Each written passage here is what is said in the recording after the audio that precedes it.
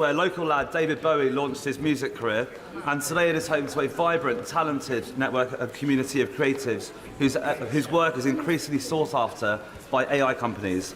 They deserve a just deal to provide fair pay for my constituents and the legal certainty required to encourage AI investment. What steps is the Minister taking to deliver this? We are a creative content superpower in this country, and we will do absolutely nothing to undermine it. We want to make sure that people are properly remunerated for their work and make sure that AI companies have access to the high-quality data that they need to be able to deploy effectively in this country. Jeremy Hunt. Thank you, Mr. Speaker. The Minister can see that the whole House has filled up out of concern at the atrocious mobile phone signal in Godalming and Cranley High Streets and in Bramley, Shamley Green and Peaslake. So now spring is in the air. Will he visit Cranley to see for himself just what a problem this is? Well, I was in Pizza Express in Godalming only a couple of weeks ago, and the mobile signal was absolutely shocking. I couldn't find my way to Busbridge Town Hall, Village Hall. I'm not sure whether the MP's rubbish or the Telecoms Minister. On which case, we'll move on to Prime Minister's questions. John Slinger. Question number one, please, Mr. Speaker. Prime Minister. Thank you, Mr. Speaker. Today's spring statement will showcase a government going further and faster on the economy. Greenlighting the Lower Thames crossing, investing £2 million for 18,000 affordable homes for working families, 60,000 young people being trained, the next generation of construction workers, and fixing millions of potholes. We're undoing a decade of stagnation, delivering jobs and opportunities for working people and securing Britain's future. Mr. Speaker, tomorrow I'll meet President Macron in Paris to discuss further our efforts to secure a lasting peace in Ukraine. And may I welcome the delegation from Bring Back Kids initiative to the gallery.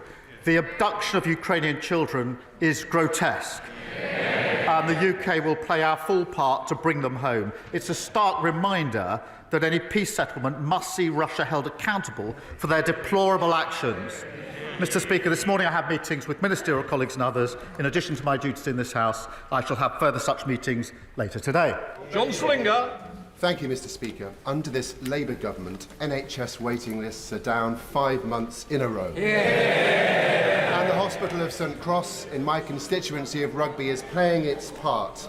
But many of my constituents remain concerned about the long waits in A&E that they're experiencing, that we inherited from the Conservatives, especially those who have to travel to the General Hospital in Coventry. So will the Prime Minister set out how our plan for change to bring the NHS back into the heart of government will help us to support the front line, deliver better emergency care closer to the community that our constituents have long called for? Mr. Speaker, our plan for change already cut NHS waiting lists by almost 200,000. That's 5 months in a row during the winter months. The local trust waiting lists in his area are down 93%, and he's doing a great job for his community. We've already delivered 2 million extra appointments that we promised because of the record investment in the budget. The party opposite can't have it both ways. If they welcome NHS investment, they can't criticise raising the money to pay for it. Leader of the Opposition, Kemi Badenoch. Mr. Speaker, in 30 minutes, we will hear the Chancellor's emergency budget. Even the Home Secretary's husband calls it an emergency budget. As she scrambles to fix the mess she made last October. But first, let's turn to another government minister who is making a mess of her brief, the Education Secretary. Why did Labour MPs vote against banning phones in schools last week? Prime Minister. Because it's completely unnecessary. I've got teenage children. Almost every school bans phones in school. They do it already. We need to concentrate on what's really important here, which is getting to the content that children shouldn't be accessing. That's where I would genuinely like to work across the House, because I think there's a huge amount of work to do. But the battle is not with schools that are already banning phones in school. The battle, and this is an important emerging battle, is to work together to ensure that we can ensure that the content that children are accessing, wherever they are, is suitable for their age. Mr. Speaker, we can look at the content, but if the ban is unnecessary, then why is it that they've started a review? Just last week, his Education Secretary called a ban a bit gimmick, yet teachers and head teachers say the evidence already shows that schools that ban phones get better results. And he's wrong. Not all schools do this. Only 1 in 10 schools are smartphone free. So will he U-turn on this? We need to ensure that all schools do this, but the vast majority do. It is really important that we focus on the battle we have to have with mobile phones, which is the content that children are able to access. And we need to ensure that that is controlled wherever they are. So it's a question of having the right battle on the right issue, not wasting time on something where almost all schools are already banning mobile phones. Mr. Speaker, I'm surprised that the Prime Minister would say this. His own government evidence says that phones disrupt nearly half of GCSE classes every single day. Discipline is the #1 issue in many schools. Under the Conservatives, schools became twice as likely to be good or outstanding after going through our behaviour programme. So why did the Education Secretary abolish that programme? Prime Minister. Mr. Speaker, she talks about the record of the last government. Under their watch, 1/3 of children started school without appropriate level development, and that is not being able to use a knife and fork. 1/4 left primary school without the required standard of reading, writing and maths, and 1 in 5 was regularly absent. That's why we're pushing up standards, more information from Ofsted, transparency for parents, more interventions where schools need it. Mr. Speaker, he's not answering the question about discipline in schools because he doesn't care about discipline in schools. Everything he does is ideological, and his decisions are costing schools so much. The national insurance hike means every state school in the country has to pay more for teachers. The Education Secretary promised to compensate schools in full for the jobs tax. Why hasn't it happened? Prime Minister. Mr. Speaker, it was Labour that introduced academies. We pushed up standards. And this is not ideological. I'm a parent of 2 teenage children, both of whom go to a state school. So I'm vested in this, and it matters hugely to me. Nothing ideological about it. That is why we're driving up standards, as we always have done. Mr. Speaker, he didn't answer the question about compensating schools for the jobs tax. That is costing schools a lot of money. The CEO of the United Learning Group says the grant that they gave is 20% short. Some schools will face shortfalls of up to 35%. Can he guarantee that no teacher will lose their job as a result of his jobs tax? Mr. Speaker, with this government at the budget that put a record amount into our schools, just as we put a record amount into our NHS and into our public services, we were utterly failed under the last government. But yet again, she wants all the benefits, the NHS, but she can't say how she's going to pay for it. That's what got us into the mess in the first place. Mr. Speaker, the whole House will have heard that he could not guarantee that teachers' jobs are safe. Not only is he taxing schools, he's also lowering standards. He talks about our record. I'll tell him what our record was. Under the Conservatives, English schools shot up the international league tables, while schools in Labour-run Wales, standards fell. Academy freedoms led to the biggest improvement of standards in a generation, but the Education Secretary is attacking them with her reforms. Can the Prime Minister point to any evidence at all, that these discredited academy reforms will improve school standards? Prime Minister. Yes, take the example of schools going into academies. The vast majority of schools are already academies. Therefore, we need to think again about what we do about failing schools that are already academies. We need to go on to the next chapter. And they never take the big decisions, and that's why we ended up their record. Open borders, which she was the cheerleader for, a crashed economy, mortgages through the roof, the NHS on its knees, hollowed out armed forces, and what have we got already under this government? 2 million extra NHS appointments, 750 breakfast clubs, including one in her constituency, record numbers of people being returned who shouldn't be here, and fully funded increase in defence spending. That's the difference a Labour government makes.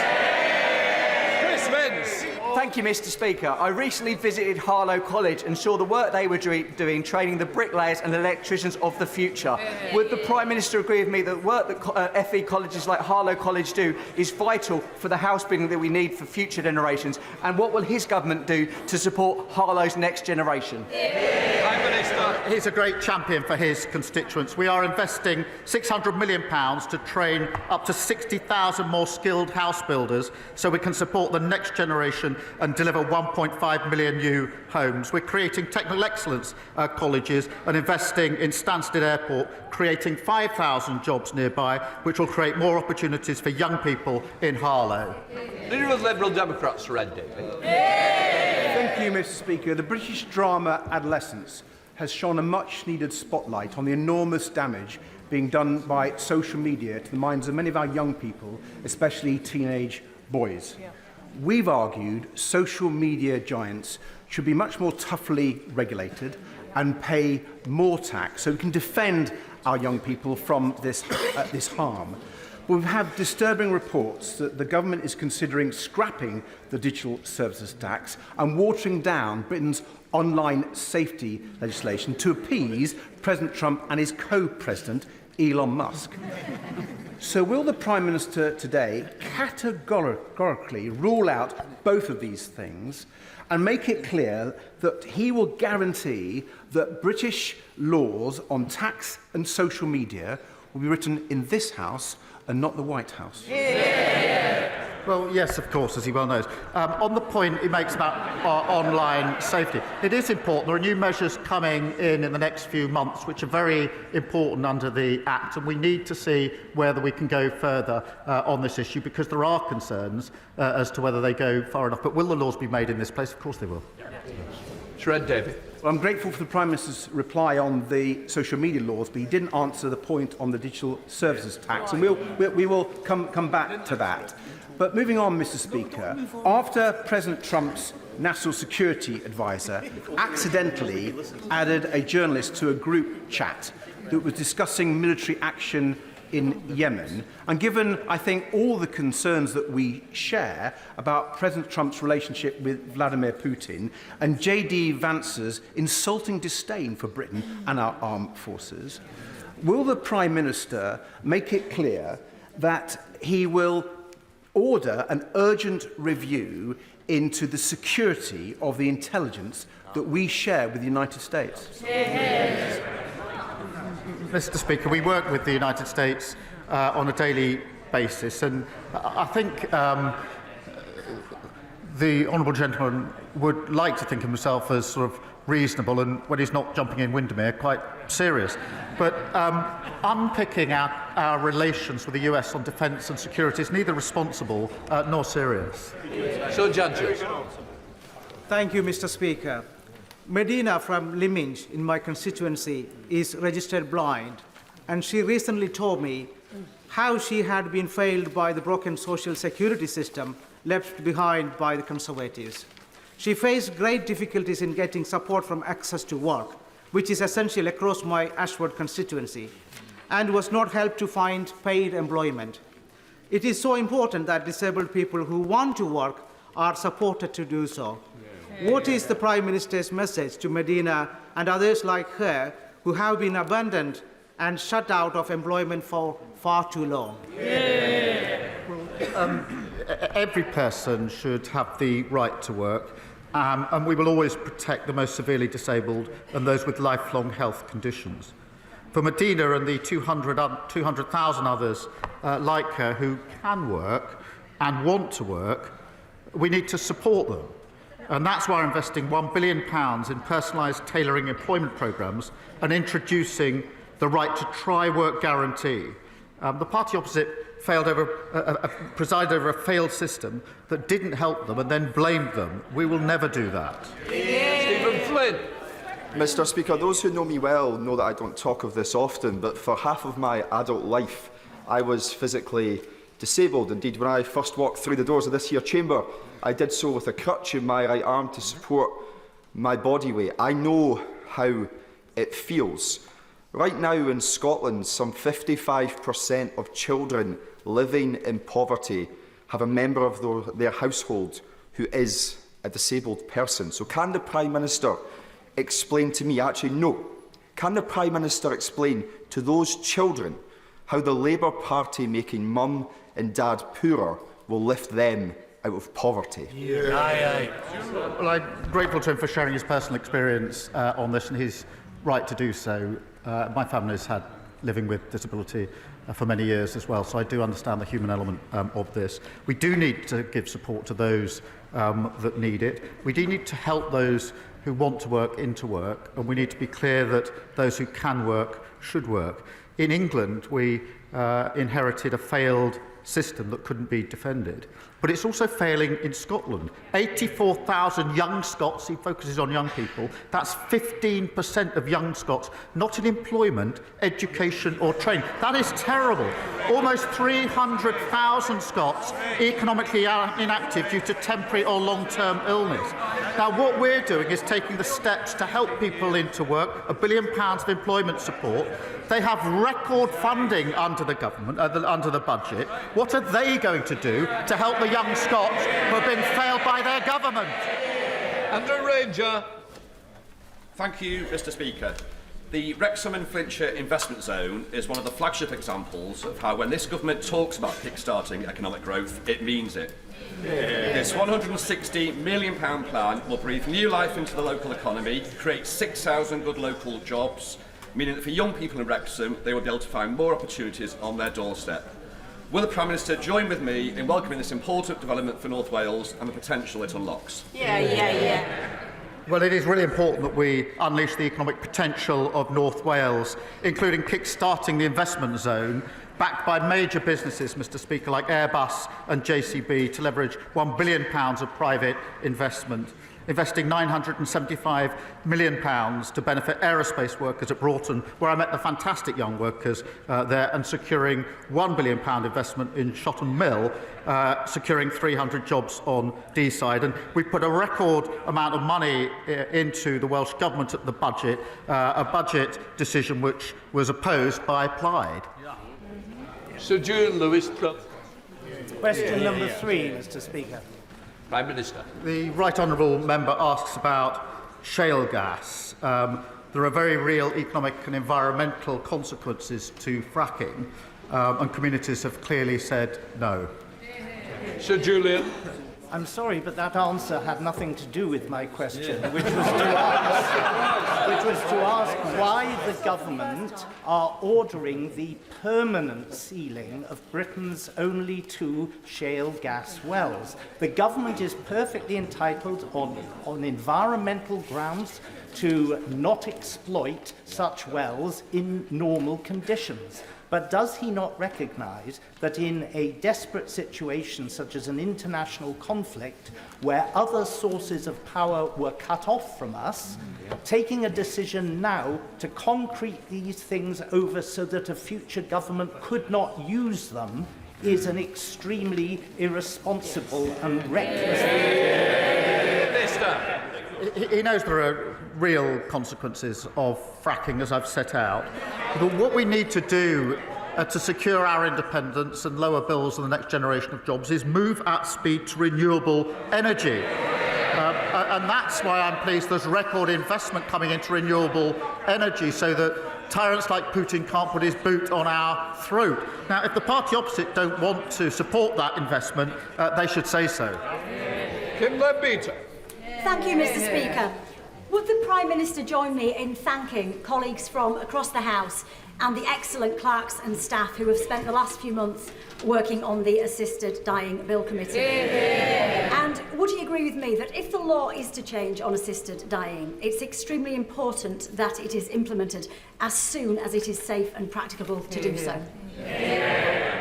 Can I congratulate all colleagues working on this bill and taking part in the debate? It is an important issue on which there are different views across the House and within parties. The bill is a matter for the House, but it is the government's role to ensure every piece of legislation that passes through Parliament is effective and workable. So we'll continue to work with my honourable friend as the bill sponsor to do that. In the same way, Mr Speaker, we would for every private member's bill which passes second reading, and if Parliament chooses to pass this bill, the government will implement it in a way that is safe and practicable.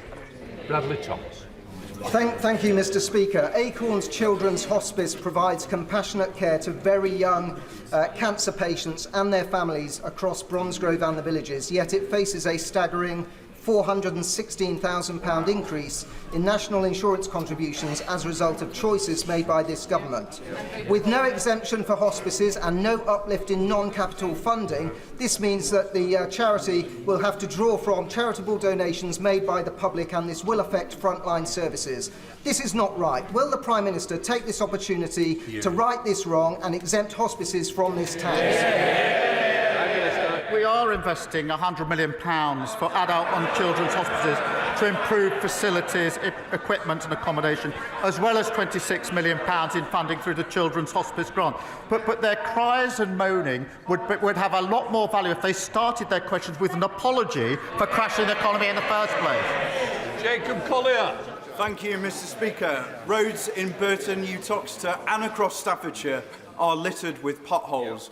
Local people are forking out thousands because of the Conservatives' neglect and incompetence. And that's despite this Labour government giving Tory Staffordshire County Council £39 million to get the job done. Does the Prime Minister agree with me that the people of Staffordshire deserve better than roads with more dimples than a Staffordshire oatcake?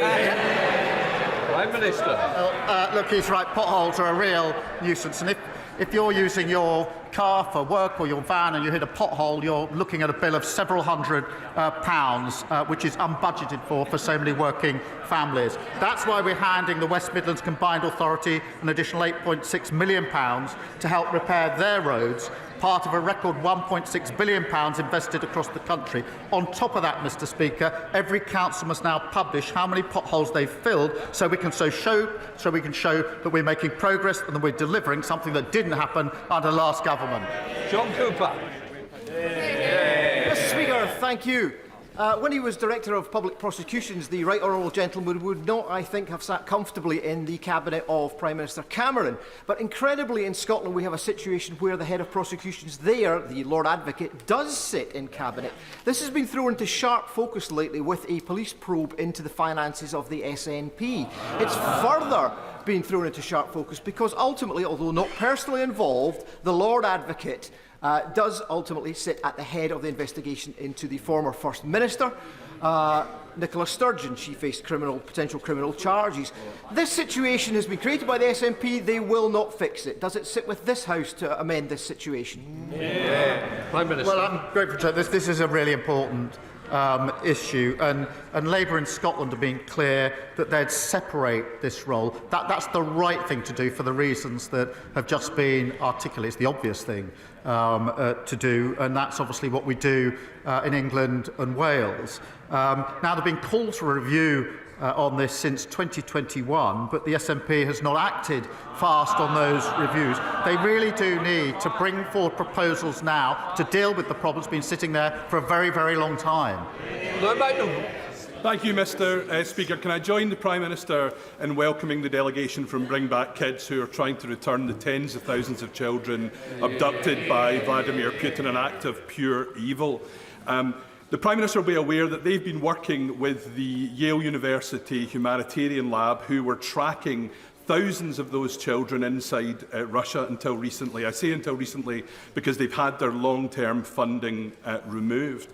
Will we consider using our existing contributions to the Partnership Fund for a Resilient Ukraine to restore that important work that they're doing, and in doing so restore the hope that those children can be returned to their anguished families? Prime Minister. Well, I'm grateful to him for emphasising this again. Russia's abduction of Ukrainian children is sickening, and I think across the House we would all agree on that. A peace settlement in Ukraine must see Russia held to account and the children reunited with their families. And in specific reference to his question, the UK is playing our full part in international efforts, including funding the Bring Kids Back initiative through the Partnership Fund for a Resilient Ukraine. And I want to reassure the whole House will do everything we can to see these children returned and reintegrated as safely and as quickly as is possible. Madeira Wilson. Thank you very much, Mr. Speaker. The 7-year-old adoptive daughter of my constituent Sarah suffered immense trauma in her early years. Thanks to support from the Adoption and Special Guardianship Support Fund, she's been able to access much-needed therapy that's helped her progress. But she and thousands of others don't know if they'll be able to get more help, because in just 5 days, that fund ends and ministers have repeatedly refused to confirm whether it will continue. So can the Prime Minister give a cast-iron guarantee to vulnerable children, adoptive parents and kinship carers that he won't cut this fund, and so that, in Sarah's words, she can give her daughter the absolute best second chance in life she deserves? Well, we will set out details just as soon as we can on the basis of the principles that I set out earlier. The scheme overall, in terms of welfare, is not defendable on terms, but it must be a scheme that supports those that need it, and the details will be set out.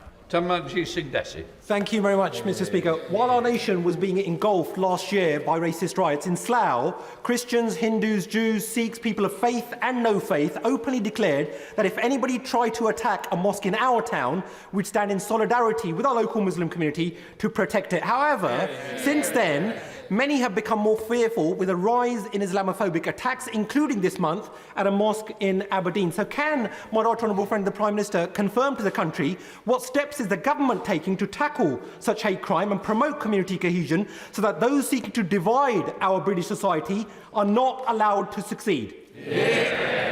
Well, I thank him for his question. He does great work to bring our communities together, especially in Slough. Look, any form of racial or religious-based hatred is abhorrent and has no place in society. We have set aside over £50 million to protect faith communities and freedom of worship. That's the right thing to do. It's a shame that we have to do it. And our £15 million Community Recovery Fund has been supporting communities affected by the disorder last summer. Again, the right thing to do, but it's a shame that we have to do it. Sir Roger Gale. Mr. Speaker, the problems faced by Heathrow earlier in the week have highlighted again the fact that since the closure of Manston Airport in Kent, South East lacks a major diversion facility. Now, one diversion facility would not, of course, have compensated for the closure of Heathrow, a major hub airport. But would the Prime Minister agree that with the reopening of Manston planned for October 2028, there will be a significant contribution to resilience of aviation in the South East? Well, look, he's right to raise the concern about the situation in Heathrow. I think everybody is very concerned by what happened last week. There are clearly questions that need to be answered on a number of fronts in relation to what happened, and an investigation is ongoing. But I'm not going to announce particular parts of our policy and strategy here at this stage. Irene Campbell. Thank you, Mr. Speaker. In my constituency of North Ayrshire and Arran, the SNP ferry fiasco is having a devastating social and economic impact on our Drawson and the Isle of Arran. As well as building a Calmac ferry that doesn't fit into the existing harbour, the Fraser of Allender Institute estimates that the disrupted ferries cost the Isle of Arran £170,000 of lost revenue per day. Does the Prime Minister agree with me that the SNP government needs to find a rapid solution to swiftly address this serious situation? I thank her for fighting SNP incompetence on behalf of her constituents. Yet again, the SNP are failing island communities. hospital appointments are being missed and livelihoods destroyed. And Scotland has a proud history of shipbuilding and engineering. The SNP should be supporting Scottish workers and focusing on delivering for our communities. Vicky Slade. Thank you, Mr Speaker. Camphor Magna in my constituency is proposed as a site for a new energy from waste incinerator, which will burn 260,000 tonnes of waste a year, more than the whole of Dorset's use. And I'm concerned that as we reduce our levels of waste with the brilliant new plans to recycle more, we're going to end up having to feed the monster. The area already has 95% of the capacity, so does the Prime Minister agree with me that we shouldn't allow new plants where we already have sufficient capacity, or where carbon capture is not going to be included? Yeah. I hope she'll forgive me. The details of the particular incinerator she speaks of, I don't know the details. I'm not across that. But I will make sure that she gets an answer to her question in written form as soon as possible. Chris MacDonald. Thank you, Mr Speaker. Can I commend my right honourable friend for his leadership on Ukraine, showing that the UK is once again at the forefront of protecting democratic freedoms. Does he agree with me that as our defence spending increases, we need to support our supply chain companies to increase their capability, creating good jobs and apprenticeships in places like Stockton North and across the country? And will he meet with me and our Teesside Defence and Innovation Cluster that I've established, which is helping to create that new defence capability for the UK? Prime Minister. Well, Mr Speaker, this is a once-in-a-generation moment for security of our country and our continent. We've set out that fully funded increase in defence spending to 2.5% in 2027, the biggest sustained boost since the Cold War. But that must benefit British jobs and British businesses. And that's why I'll make sure that he gets the meeting that he wants with the relevant minister. Jerome Mayo. In October last year, the Chancellor delivered a massive tax, borrow and spend budget.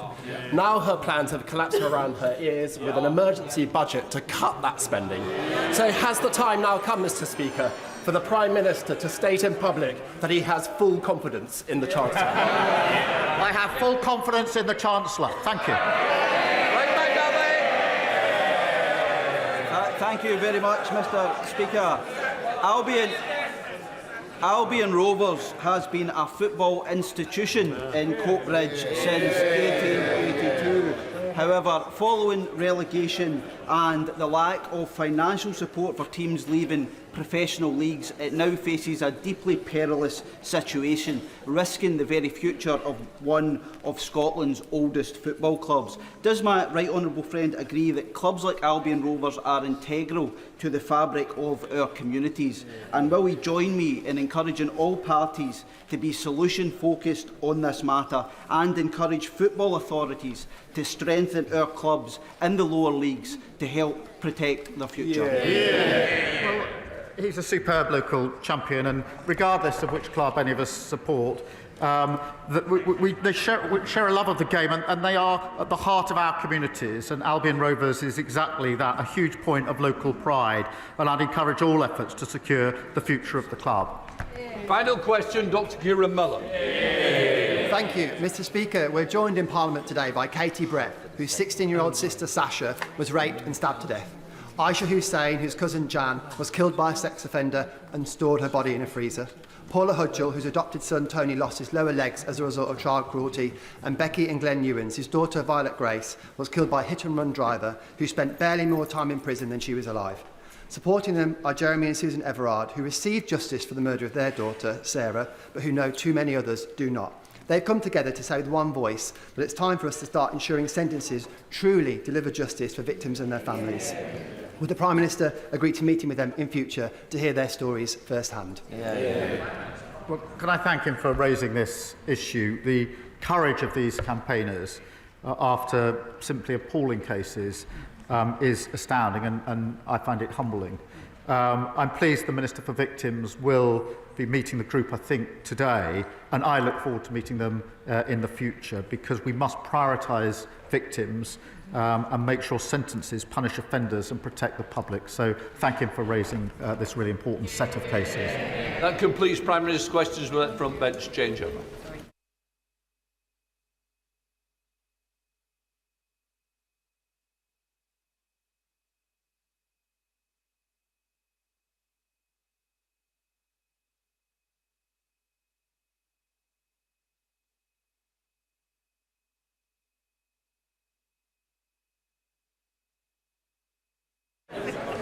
Right, we now come to the spring statement. Chancellor of the Exchequer, Rachel Reeves. Mr. Speaker, this Labour government was elected to bring change to our country, to provide security for working people and to deliver a decade of national renewal. That work began in July, and I am proud of what we have delivered in just 9 months. Restoring stability to our public finances, giving the Bank of England the foundation to cut interest rates 3 times since the general election, rebuilding our public services with record investment in our NHS, bringing waiting lists down for 5 months in a row, and increasing the national living wage to give 3 million people a pay rise from next week. Now our task is to secure Britain's future in a world that is changing before our eyes. The threat facing our continent was transformed when Putin invaded Ukraine. It has since escalated further and will continue to evolve rapidly. At the same time, the global economy has become more uncertain, bringing insecurity at home as trading patterns become more unstable and borrowing costs rise for many major economies. Mr. Speaker, the job of a responsible government is not simply to watch this change. This moment demands an active government, a government not stepping back, but stepping up. A government on the side of working people, helping Britain to reach its potential. And Mr. Speaker, we have the strength to do just that. As one of the world's largest economies, an ally to trading partners across the globe, and a hub for global innovation. These strengths and the progress that we have made so far mean that we can act quickly and decisively in a more uncertain world to secure Britain's future and to deliver prosperity for working people. Mr. Speaker, as I set out at the budget last year, I am today returning to the House to provide an update on our public finances, supported by a new forecast from the Independent Office for Budget Responsibility. Ahead of a full spending review in June, I will then return to the House in the autumn to deliver a budget in line with our commitment to deliver just one major fiscal event a year. So let me now turn to the OBR's forecasts. And I want to thank Richard Hughes and his team for their dedicated work. The increased global uncertainty has had 2 consequences. First, on our public finances, and second, on our economy. I will take each in turn. In the autumn, I set out our new fiscal rules that would guide this government. These fiscal rules are non-negotiable. They are the embodiment of this government's unwavering commitment to bring stability to our economy and to ensure security for working people. Because the British people have seen what happens when a government borrows beyond their means.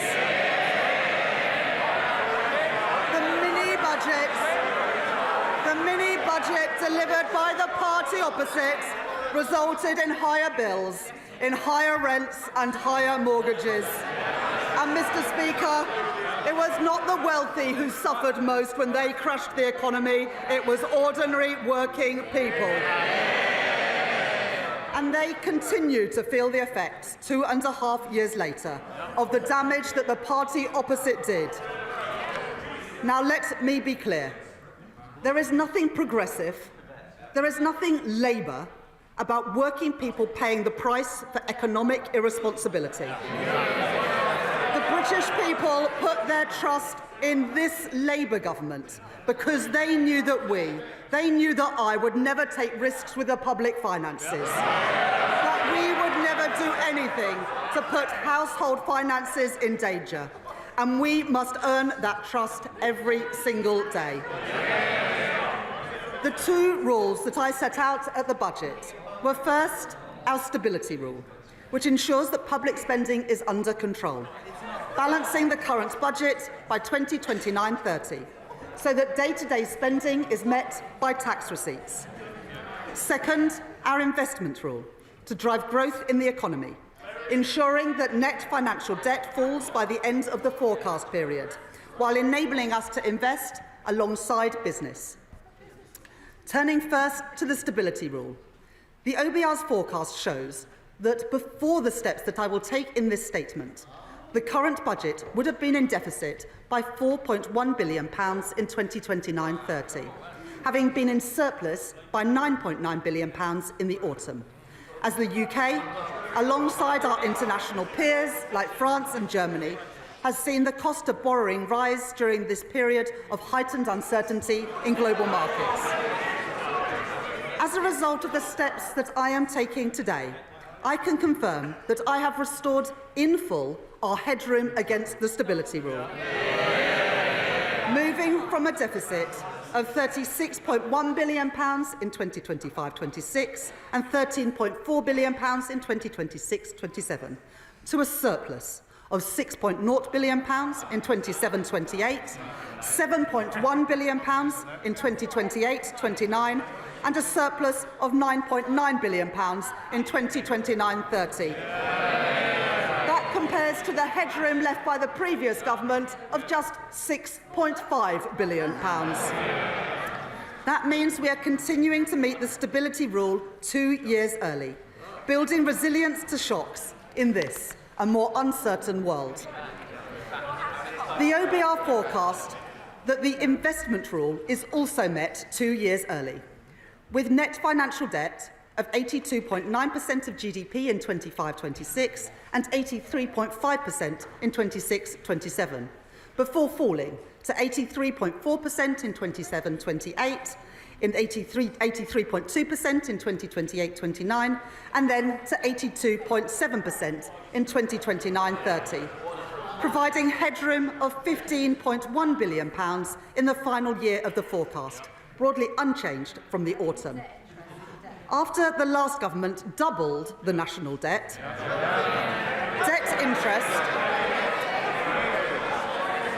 after they doubled the national debt interest payments now stand at £105.2 billion this year.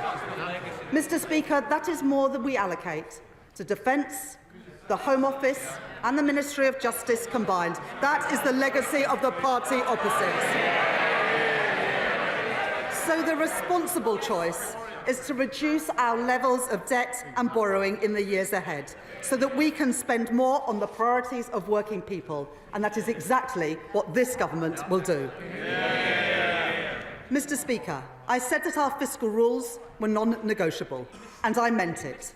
I will always deliver economic stability, and I will always put working people first. I said it at the election, I said it at the budget, and I say it again today. Let me now set out the steps that the government has taken.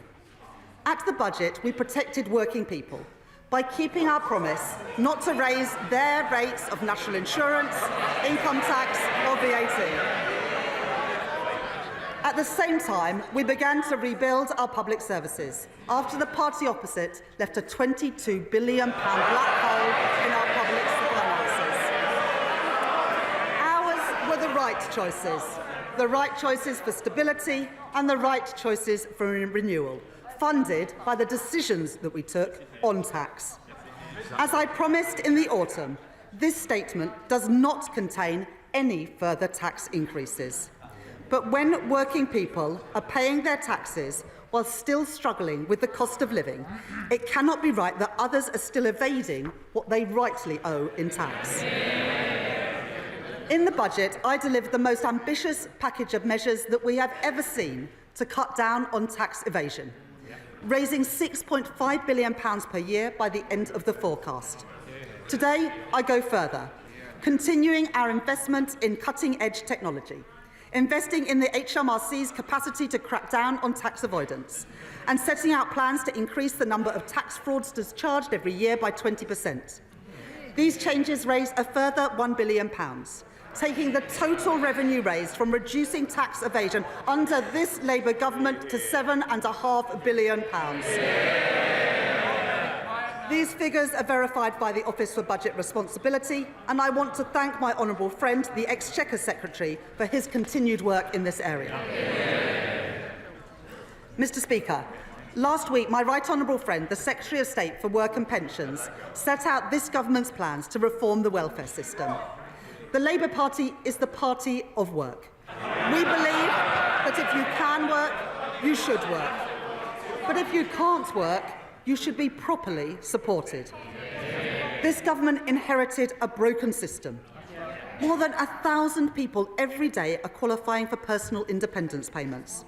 1 in 8 young people are not in employment, education or training. If we do nothing, we are writing off an entire generation. That cannot be right, and we will not stand for it. It is a waste of their potential, and it is a waste of their futures, and we will change it. As my right honourable friend said in her statement last week, the final costings would be subject to the OBR's assessment. Today, the OBR have said that they estimate that the package will save £4.8 billion in the welfare budget, reflecting their judgments on behavioural effects and wider factors. This also reflects final adjustments to the overall package, consistent with the Secretary of State's statement last week and the Government's Pathways to Work Green Paper. The Universal Credit Standard Allowance will increase from £92 per week in 25-26 to £106 a week by 29-30, while the Universal Credit Health element will be cut for new claimants by around 50% and then frozen. On top of this, we are investing £1 billion to provide guaranteed, personalised employment support to help people back into work. And £400 million to support the Department for Work and Pensions and our job centres to deliver these changes effectively and fairly, taking total savings after that to the package to £3.4 billion. While spending on disability and sickness benefits will continue to rise, these plans mean that welfare spending as a share of GDP will fall between 2026 and the end of the forecast period, very different to what we inherited from the party opposite. We are reforming our welfare system, making it more sustainable, protecting the most vulnerable, and most importantly, supporting more people back into secure work, lifting them out of poverty. Mr. Speaker, at the budget, I fixed the foundations of our economy to deliver on the promise of change. That work has already begun. 2 million extra appointments in our NHS. Waiting lists down.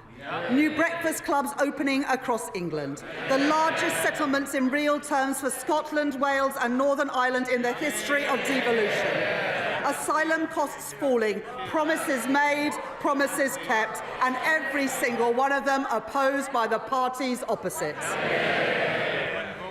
At the budget, alongside providing an increase in funding for this year and next, I set the envelope for the spending review, which we will deliver in June, led by my right honourable friend, the Chief Secretary to the Treasury, to set departmental budgets until 28-29 for day-to-day spending and until 2029-30 for capital spending.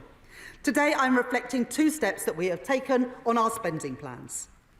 First, because we are living in an uncertain world, as the Prime Minister has set out, we will increase defence spending to 2.5% of GDP, reducing overseas aid to 0.3% of gross national income.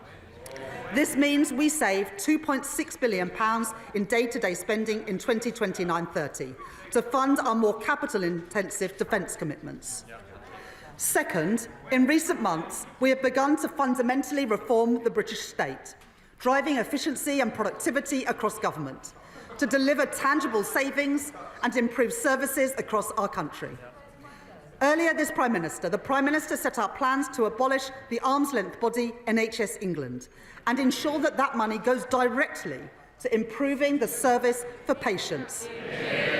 My right honourable friend, the Health Secretary, is driving forward vital reforms to increase NHS productivity, bearing down on costly agency spend to save money so that we can improve patient care.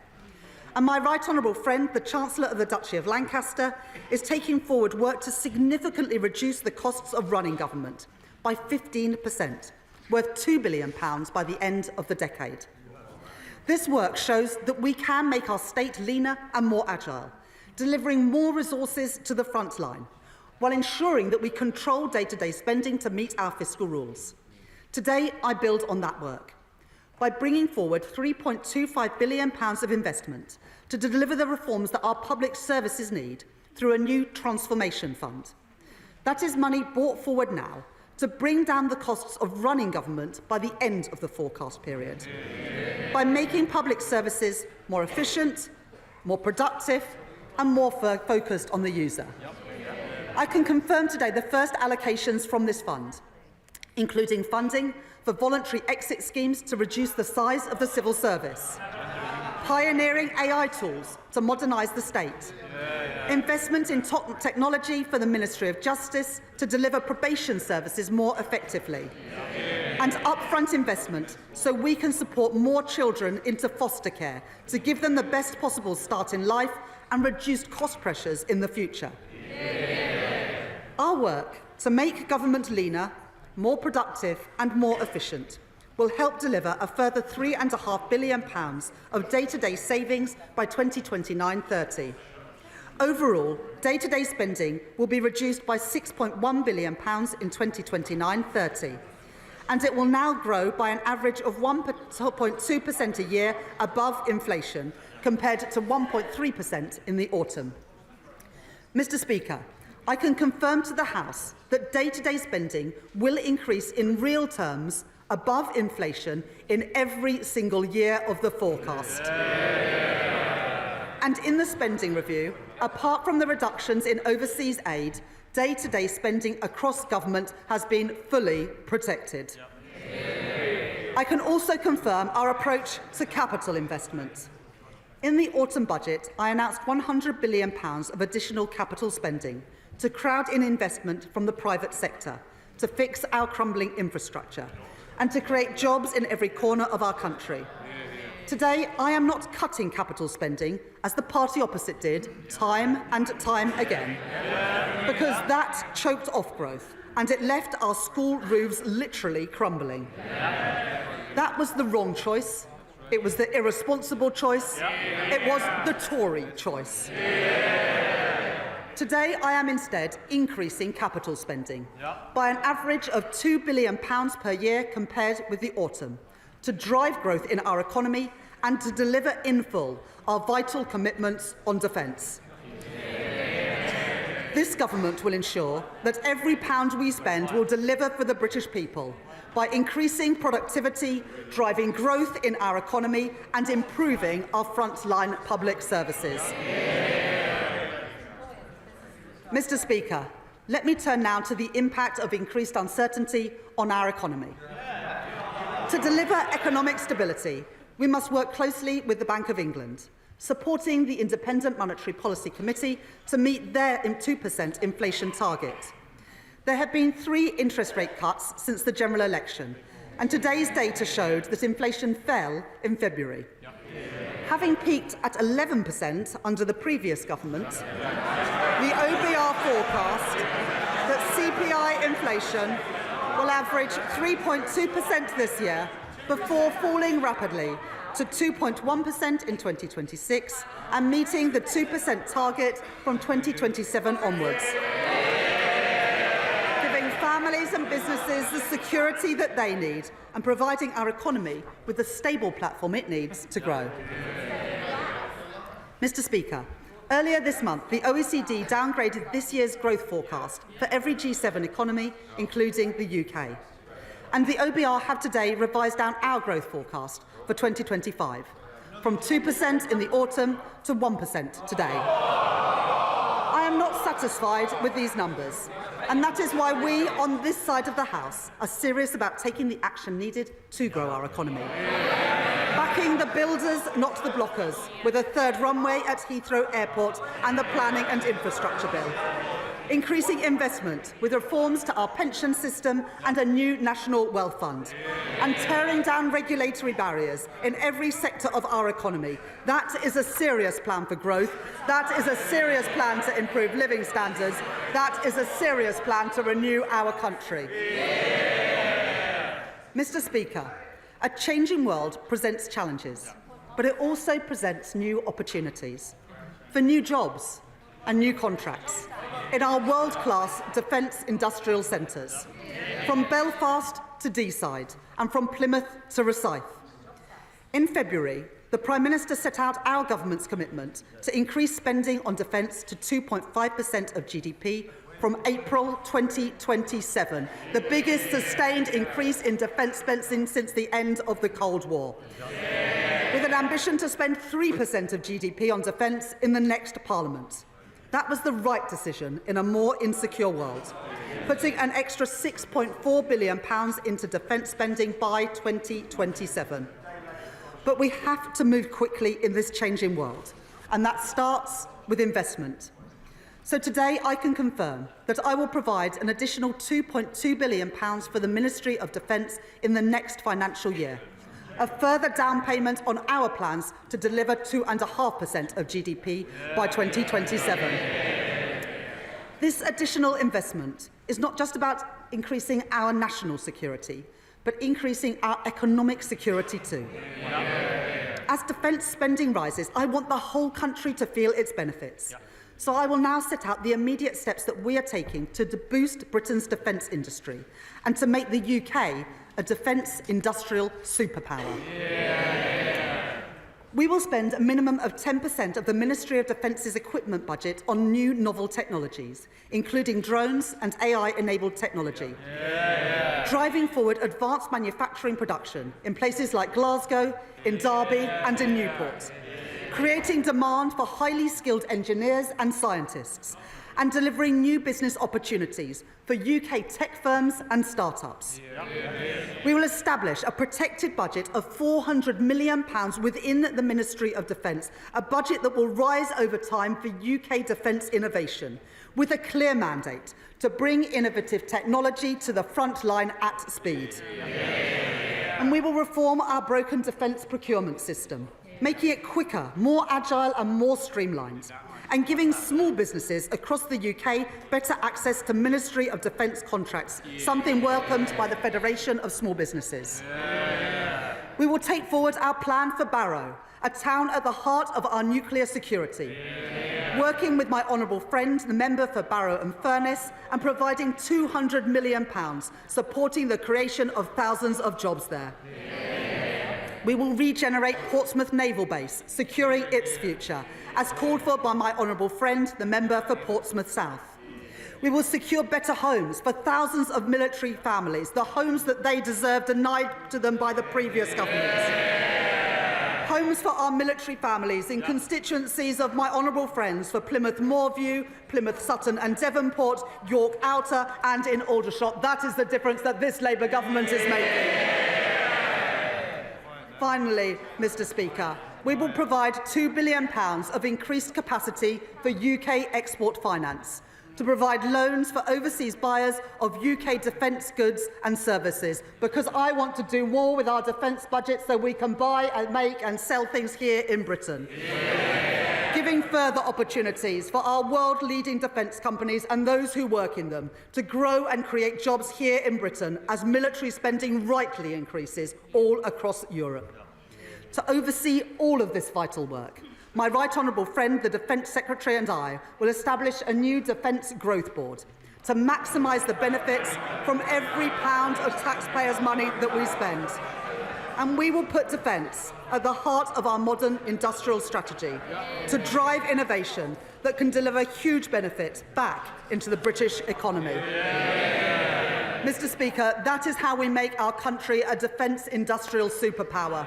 So the skills of the future, the jobs of the future and the opportunities of the future can be found right here in the United Kingdom.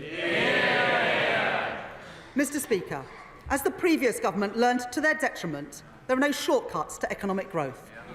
It will take long-term decisions. It will take hard yards.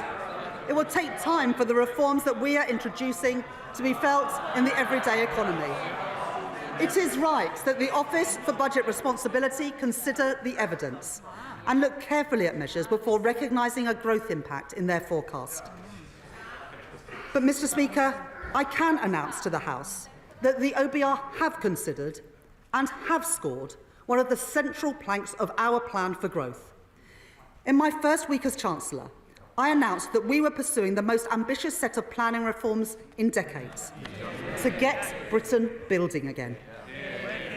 And in December, we published changes to the National Planning Policy Framework, driven forward tirelessly by my right honourable friend, the Deputy Prime Minister. Reintroducing mandatory housing targets and bringing grey belt land into scope. The OBR have today concluded that these reforms will permanently increase the level of real GDP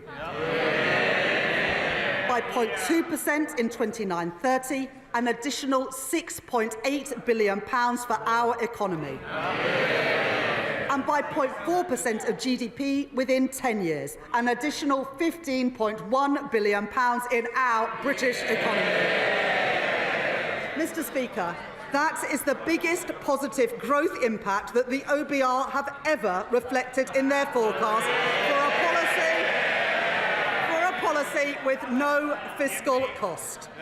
And taken together with our plans to increase capital spending that we set out in the budget last year, this government's policies will increase the level of real GDP by 0.6% in the next 10 years. Mr. Speaker, that is the difference that this Labour government is making.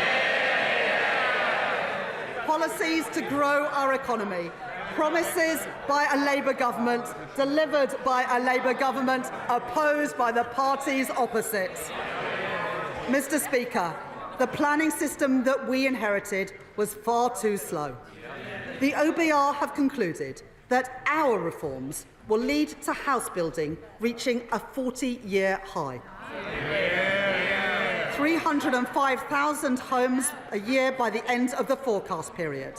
And changes to the National Planning Policy Framework alone will help build over 1.3 million homes in the UK over the next 5 years, taking us within touching distance of delivering our manifesto promise to build 1.5 million homes in England in this Parliament.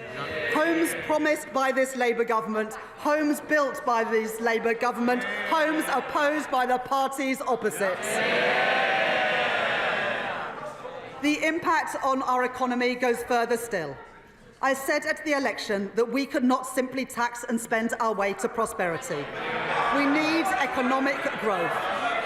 So I can today confirm that the effect of our growth policies, including our planning reforms, means an additional £3.4 billion to support our public finances and our public services by 2029-30.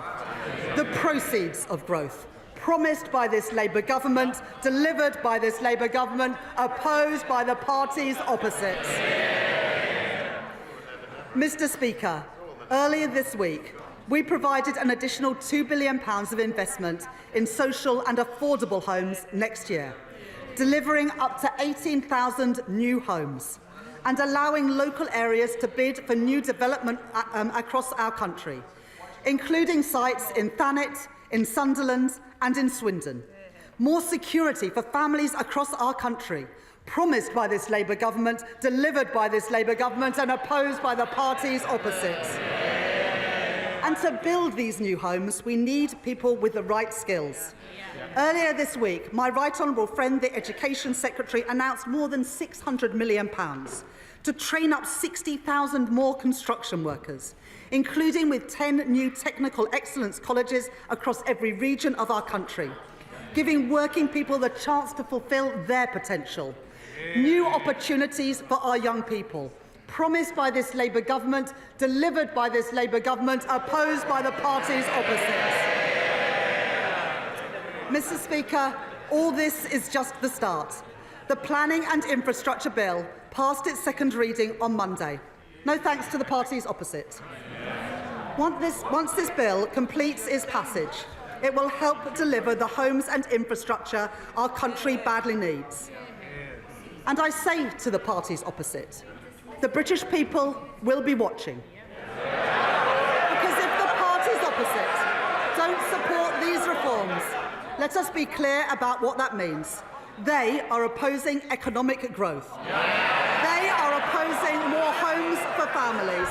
They They are opposing good jobs across our country.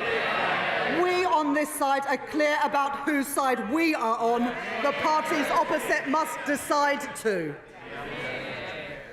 This Labour government is taking the right decisions now to secure Britain's future.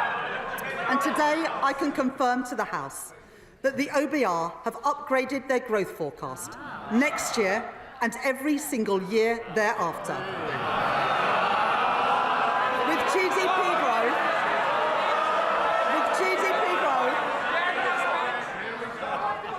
With GDP growth of 1.9% in 2026, of 1.8% in 2027, 1.7% in 2028, and 1.8% in 2029.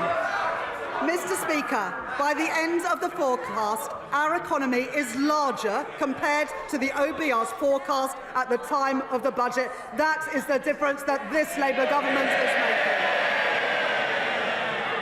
But, Mr. Speaker, this isn't just about lines on a graph. It's about improving people's lives. Working people are still feeling the pinch after a cost of living crisis caused by the party opposite that caused interest rates and inflation to go through the roof. So I am pleased that the OBR confirmed today that real household disposable income will now grow this year at almost twice the rate expected in the autumn. Compared to the forecast in the final budget delivered by the party opposite, and after taking into account inflation, the OBR say today that people will be, on average, over £500 a year better off under this Labour government. That will mean more money in the pockets of working people, higher living standards promised by this Labour government, delivered by this Labour government, opposed by the parties opposite. Mr. Speaker, the world is changing. We can see that and we can feel it. A changing world demands a government that is on the side of working people, acting in their interest, acting in the national interest, not retreating from challenges, not stepping back, but a government with the courage to step up, to secure Britain's future, and to seize the opportunities that are out there before us. I am impatient for change.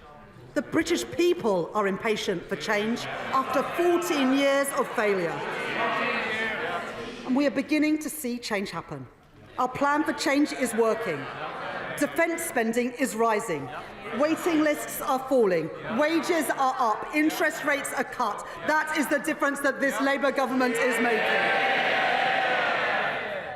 And today, Mr. Speaker, the OBR confirm that our plan to get Britain building will drive growth in our economy and put more money in people's pockets. There are no quick fixes, but we have taken the right choices, returning stability to our economy after years of mismanagement by the party opposite, delivering security for our country and security for working people. That is what drives this government. That is what drives me as Chancellor. That is what drives the choices that I have set out today, and I commend this statement to the House. Shadow Chancellor Mel Stride. Mr. Speaker, at the last budget, the Right Honourable Lady said that she would bring stability to the public finances. Stability to the public finances. But this statement, more appropriately referred to as an emergency budget, has brought her to a cold, hard... Can I just say to you, quite rightly I want to hear to the Chancellor. I now want to hear the Shadow Chancellor. I don't need any help. Thank you, Mr. Speaker. This emergency budget, Mr. Speaker, has brought the Right Honourable Lady to a cold, hard reckoning. She has become very fond recently to talk about the world having changed. Well, indeed it has, Mr. Speaker. This country was growing at the fastest rate in the G7 only about a year ago. And just as the OECD And the Bank of England and other forecasters, and now we learn today, the OBR have stated, growth has been halved in this year, cut in two as a consequence of the decisions and the choices that the Right Honourable Lady made on her watch. Inflation, which was down to 2%, bang on target on the very day of the last general election under a Conservative government. We are now told this year will be running at twice the level as was forecast under ourselves in 2024. This is going to mean prices bearing down on households and on businesses right across the country because of her choices. And the OBR also says, Mr. Speaker, that unemployment will be rising this year and next year and the year after. And in fact, across the forecast period, it will not decline at all. So much for the Right Honourable Lady's back-to-work plans. And we have already seen, Mr. Speaker, what it means when it comes to controlling borrowing under this Chancellor. And yes, she has come forward now with a plan to squeeze spending later on in the forecast period. And she has, of course, told the OBR that these are the elements of spending restraint to which she will stick. But what do the markets think? And could I ask the Right Honourable Lady, given her track record, given the fact that she has failed to control spending and borrowing to date, what does she think the markets are going to make of her latest promises? But the Right Honourable Lady, Mr. Speaker, says, of course, that none of this is her fault. It is the war in Ukraine. It is President Trump. It is tariffs. It is President Putin. It is the Conservatives. It is her legacy. It is anybody but her. Well, what the British people know, Mr. Speaker, is that this is a consequence of her choices. She is the architect of her own misfortune. It was the Right Honourable Lady, Mr. Speaker, who talked down the economy, so that business surveys and confidence crashed through the floor. It was the Right Honourable Lady who confected the £22 billion black hole. A smokescreen that was only ever there in order to cover up for the fact that she and the Prime Minister reneged on their promises to the British people during the last general election. And a black hole that the OBR themselves, ironically at the government's behest, have said they will not legitimise. She chose to be reckless with a sliver of headroom against her fiddled targets. She borrowed and spent and taxed like it was the 1970s. Little wonder, Mr. Speaker, that the Chancellor has tanked the economy. Little wonder we have an emergency budget, all because of her choices. Now, the Chancellor likes to tour the television studios and tell everybody they should be thankful that she will not be ramping up taxes in this emergency budget as she did before.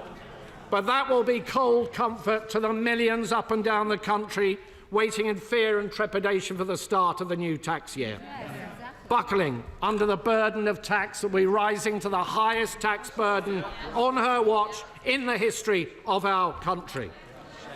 And so could I ask the Right Honourable Lady if, when she replies in a moment, she will give that much-needed reassurance, particularly to businesses, that she will not be ramping up taxes still further in the autumn.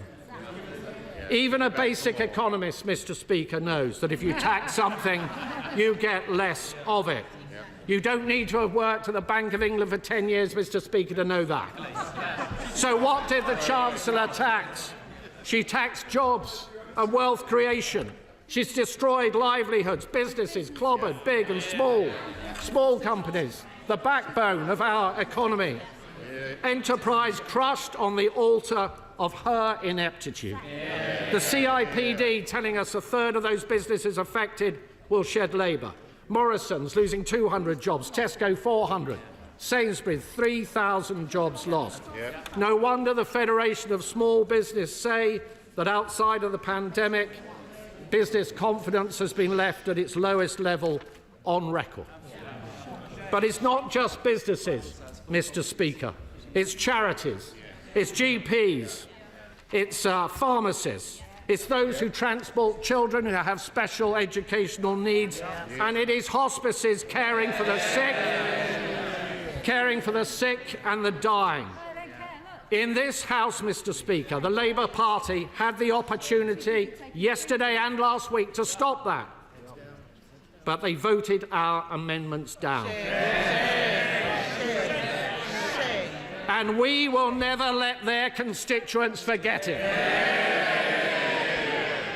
Mr. Speaker, if you ramp up taxes, if you ramp up borrowing and spending without any commensurate improvement in productivity, it leads to growing inflation.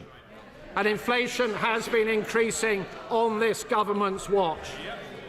It means that interest rates stay higher for longer. The Chancellor just now trumpeted the fact that there had been 3 interest rate cuts since the Labour Party came to office. She knows full well there should have been more than that had she managed. She knows full well. She knows full well. She knows full well, Mr. Speaker. She knows full well that interest rates are higher for longer because of the choices that she took. And this has led, Mr. Speaker, to servicing costs for our national debt, which is running at twice the defence budget. And today we have learned from the OBR that debt interest is to increase still further. None of this money, Mr. Speaker, is going to be spent on public services. It will be going down the drain. Mr. Speaker, the real black hole, Mr. Speaker, the real black hole is not the one the Chancellor invented, it is the one the Chancellor created. It's not a central problem, Mr. Speaker, the fact that this Chancellor is a gambler. Even with her fiddled fiscal targets, she left way too little headroom. Way too little headroom.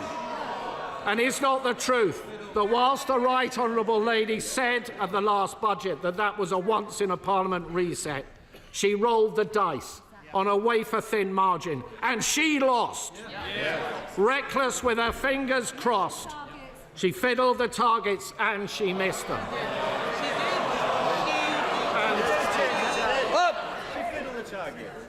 I'm not sure about the language we use. I think there are better words and more constructive words the Shadow Chancellor would prefer to use. Can I just point out, thank you, Mr.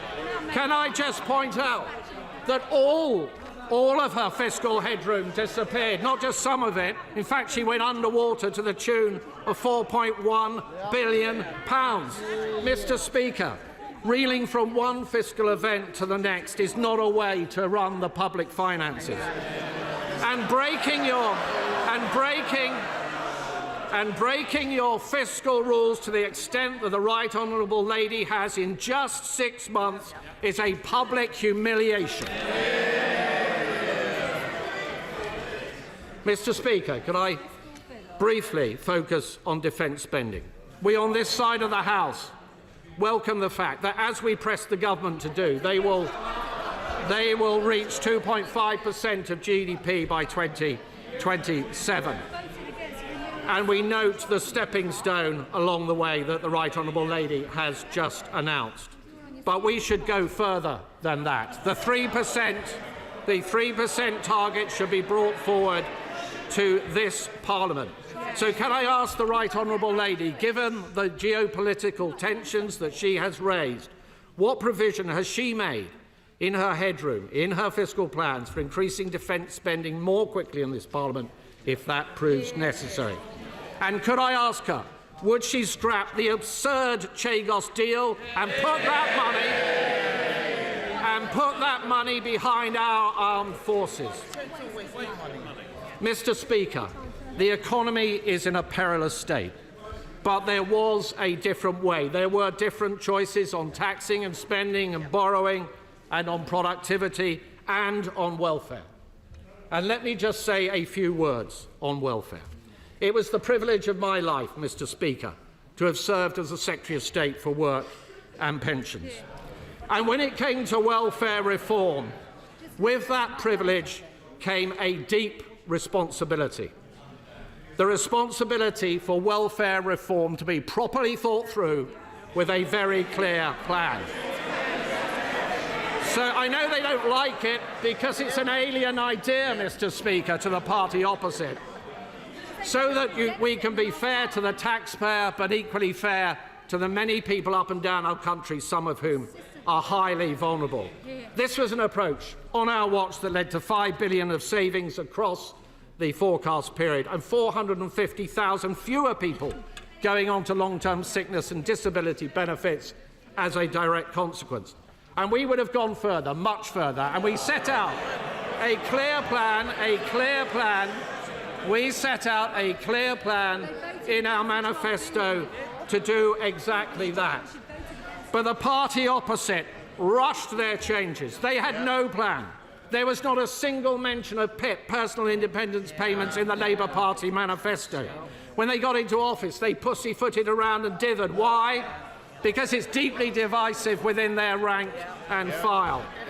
And then suddenly, when the Chancellor decided that she had run out of money, out the word went to find some savings in welfare, to scrabble around, to yank every lever possible. And the spectacle, frankly, Mr. Speaker, of what the OBR has said about the changes that were only announced last week by the Secretary of State for Work and Pensions is simply shambolic. Yes. We have gone from incompetence, Mr. Speaker, to chaos.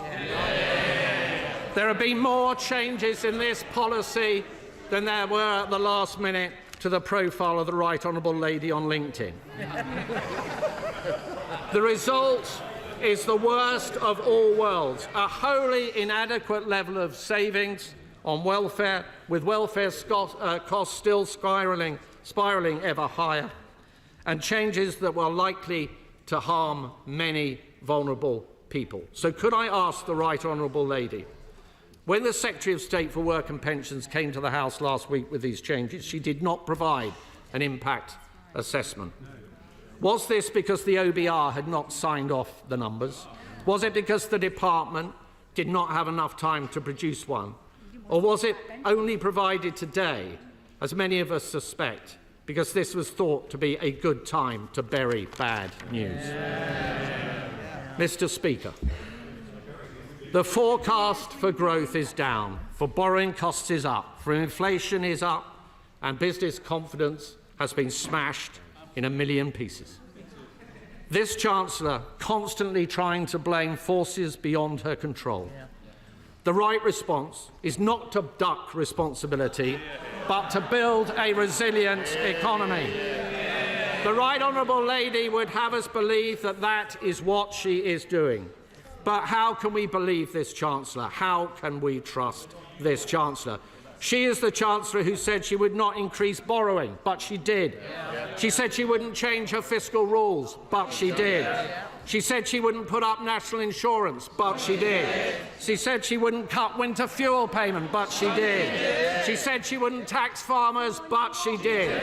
And she said she would not move to more than one fiscal event a year, and she just has. And now we are all paying the price of her broken promises. Today's numbers confirm it.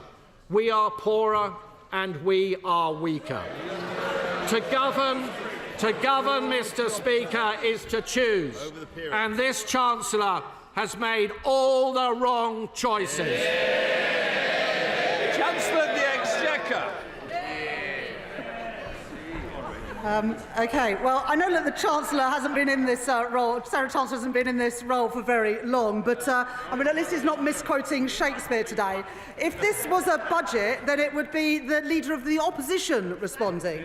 Now, I'm glad that she's still in her place. I know that she'll want to get back to her office for a lunchtime steak soon. But the Right Honourable Gentleman, he talks about budgets. Let me remind the party opposite that the only emergency budget we have seen in recent years was in response to the party's disastrous mini-budget. A mini-budget that crushed the economy, sent mortgage bills spiralling and left a £22 billion black hole in our nation's finances. Now, they might have forgotten about the damage that they did to our country, but the British people never will. But as always, the Shadow Chancellor talked a lot, but he didn't offer a single alternative.